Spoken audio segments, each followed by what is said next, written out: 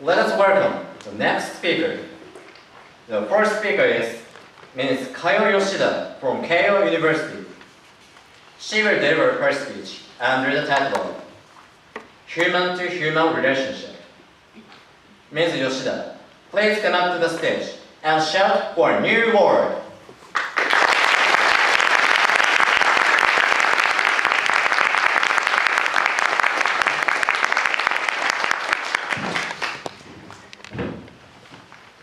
Thank you, Master of Ceremonies and honorable judges.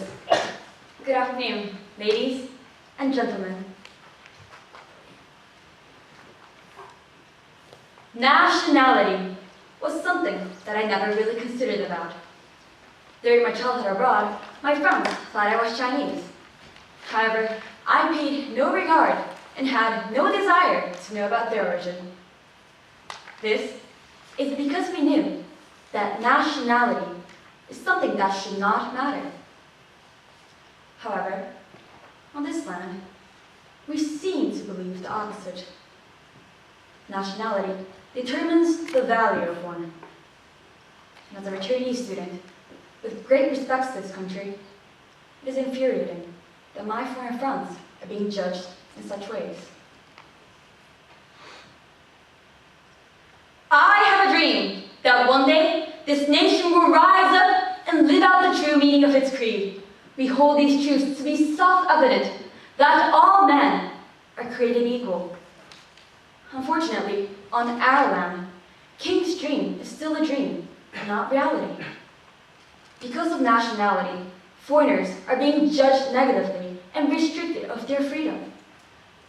However, nationality is something uncontrollable by one's own will. Hence, is nothing one should take responsibility of. Valuations of one should be based on controllable factors, actions from one's will. Through my speech today, I wish to put an end to the restriction and help change this country to a land where all men are justly judged. Valuations based on nationality are tormenting the lives of foreigners in Japan. For example, our working conditions.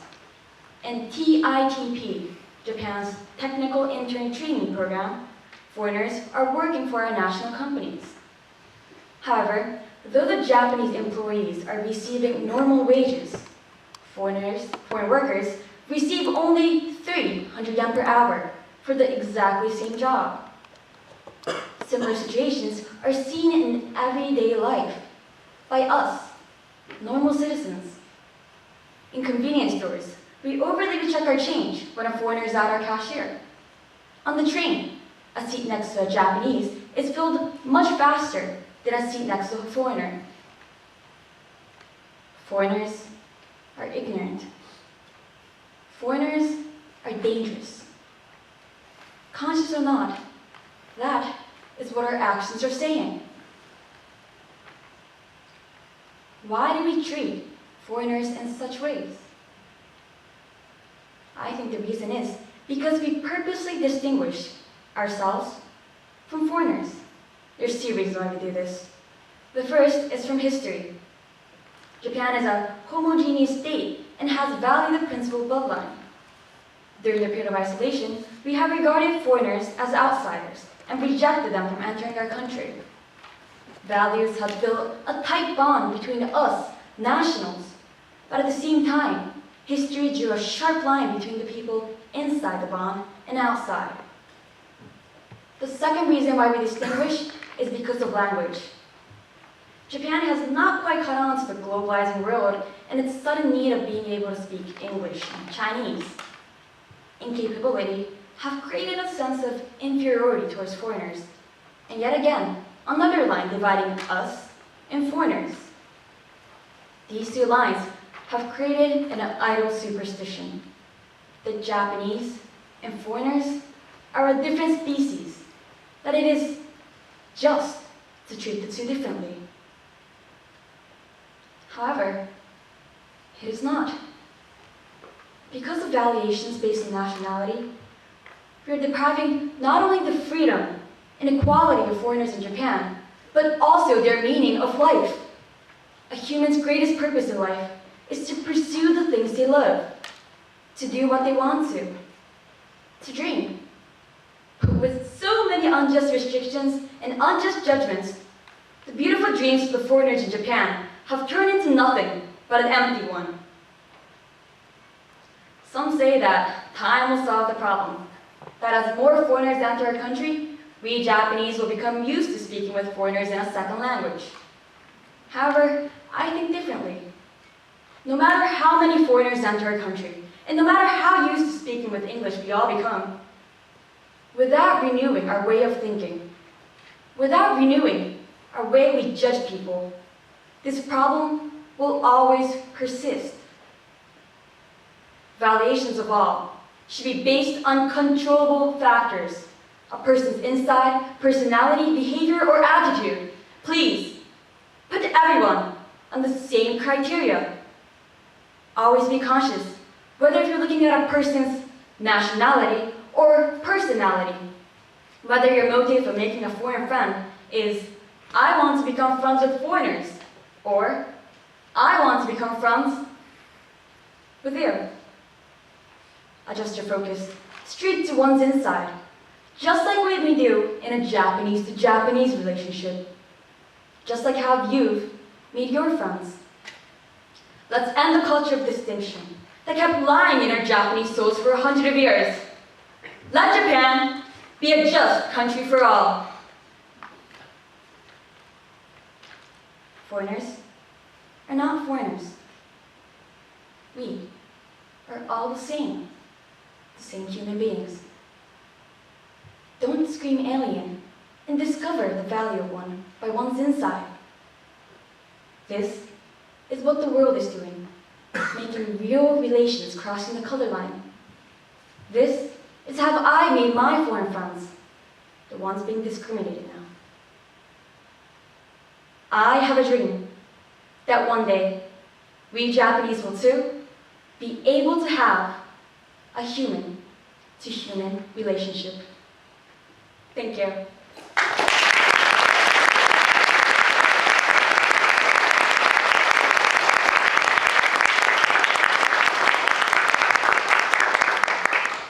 Thank you, Ms. Yoshida.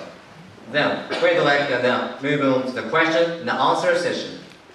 Mr. Kusama, please. Yes, thank you, Ms. Yoshida.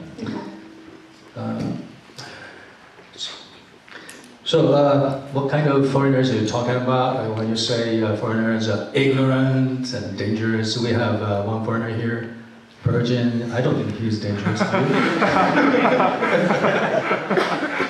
Well, since most of the foreigners in our country are, like 7% are Asian, I'm mostly talking about Asian workers, but yeah, I'm mostly talking about Asian workers, but I also believe that there is a type of discrimination towards white foreigners as well. Okay. So how do you make friends with foreigners to begin with? Well, they'd be surprised that if they're all of a sudden spoken to in the street. How did you actually make friends with Korean and Chinese friends?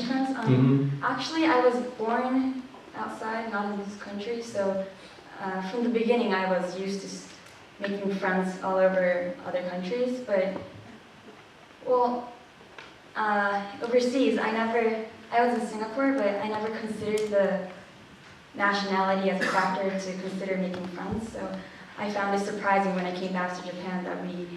So how is it like in Japan? What would you specifically suggest to us so that we can make friends more easily than before? Well, I think there's 3 steps. Firstly, we need to realize that we're making judgments based on uncontrollable factors like nationality or gender or... How do we communicate that to the foreigners that you want to make friends with? How do you communicate that, your feelings, your mentality to the foreigners that you like to make friends with? More specifically, I know the spirit of that, but how? How? Can I explain my second step? Okay. My second step is to value our own factors as well, such as, because I think that Japanese have a feeling of inferiority towards foreigners when we're communicating with them. Do we have that? Yes, I What believe. kind of inferiority? Like the fact that we can't speak English or... You are talking about language inferiority. Not only language, but Why do you think so? well, Why do we have inferiority not only in language but also in others towards foreigners? towards foreigners, I Yeah. guess I think so because, well, I ask a lot of my friends why don't they communicate with foreigners when we have a culture exchange party or stuff, and they say that they're afraid or they're not used to or they can't make a step forward because they're not. They believe that Asians are being made fun of or they'll be made fun of their English. So from my experience, I believe that we feel a sense of inferiority towards Well, foreigners. then that's you're pretending to language problem. Yeah? Yes. You're only talking about a language inferiority, right? No? Well, maybe yes. Maybe yes? Yes, and the speech, yes, sorry. Okay, time is up. Sorry. Okay, there's another. Okay, there's another. Very interesting question. Ahead, continue. Yeah. Time is up. Time is up. Okay, sorry. Sorry. I wanted to torture you more. Sorry. Thank you very much.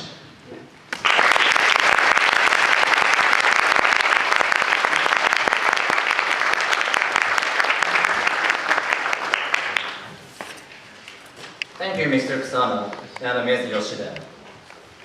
One day, an interesting TV program reported that we humans feel the taste of food using a sense of sight over 80%. The reporter was eating octopus in darkness room, yet she was not able to find the correct answer. Actually, humans tend to evaluate others only from physical appearance. So now is the time we audience should echo her shout in our mind again and again so that we never forget it. If so, her shout will broaden beyond the borders. And lastly, her dream will definitely come true. This is my shout.